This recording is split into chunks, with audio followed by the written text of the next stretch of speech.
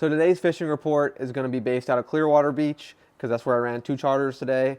First trip, they want to go catch some pompano, stuff like that. So we ran down to Anclote, had a great pompano bite. Also, trout were biting around this area with that warm water discharge. This is going to be the hottest area around the whole northern sector of the bay and the intercoastal.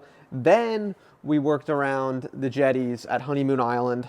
Anclote Island was kind of dead, but Honeymoon Island, believe it or not, had an epic bite. It was good sheepshead on the jetty and really good small slot-sized black drum. Later on, the trout started to play, so it made it for a fun day. Next, we moved down to the Clearwater Beach jetties, and there was some awesome action going there. Fiddler crabs, sheepshead, same thing. Got a full limit of sheepshead for 4 people, and had a great day. So basically, right now, I would recommend in this area, intercoastal, is fishing redfish.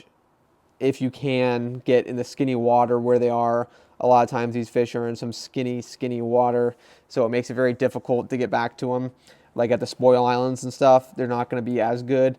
Sometimes you catch a good afternoon bite when the water starts to heat up a little bit more and into the night. I've had some good bites like that. But if I was you right now, I'd be focusing on the 3 fish of the winter: sheepshead, trout, and pompano. Because the pompanos are easy to catch in the winter, guys. If you go to that power plants at the hot water discharges, they'll be there. They got nowhere else to go. Next, we're going to move on to the upper Tampa Bay. Done some fishing up there this past week. It was some good snook fishing up in the river parts of it.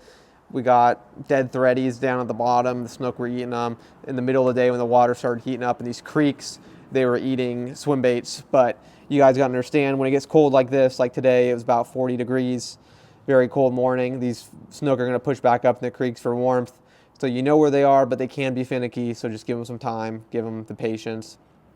Moving down to the Skyway Bridge. Mainly not much is going on there. Sheepshead bite's good on the rocks. Skyway Pier is good, but we're getting to that in a bit. The rock piles down there are good for sheepshead also. Not a lot of mangrove snapper action, but if you get a shrimp or like a fiddler crab down on some of these rock pile reefs in the bay, you can catch some big sheepshead. We're talking 17 to 19 inchers. Some really good ones. But then moving to the pier report, starting at Clearwater Beach Pier. That pier is still closed. Fort DeSoto is still closed. Skyway Pier is really the only one that's open of the big 3. And Skyway Pier is having a good sheepshead bite. A lot of big gag groupers coming out of there because it is winter and they are moved in on the rock piles, but you can't keep them. So if you want to go catch a PB, go for it. But there's really no point, if you know what I mean, I guess, for sport. But moving to the offshore report of the Tampa Bay region, we're talking red grouper, 90 to 120 feet. My trick to catch the big ones: drop a whole ladyfish down. Just drop a whole dead ladyfish down, and you'll weed out all of them little crappy ones. I can guarantee you on that. And if you don't get one, there ain't no big one around. They're scavengers, guys, what they want. The hogfish bite has been really good in 60 feet of water all the way into 30 feet. You just gotta know the ledges to go to. But right now, off a front, it will slow it down a bit, so be prepared for that. And be prepared to catch a lot of porgies and grunts while doing this. Shrimp's the best bait for that. You'll also get some sheepshead in the mix. And that's all I got for today's report. And I'll see you guys tomorrow with another report.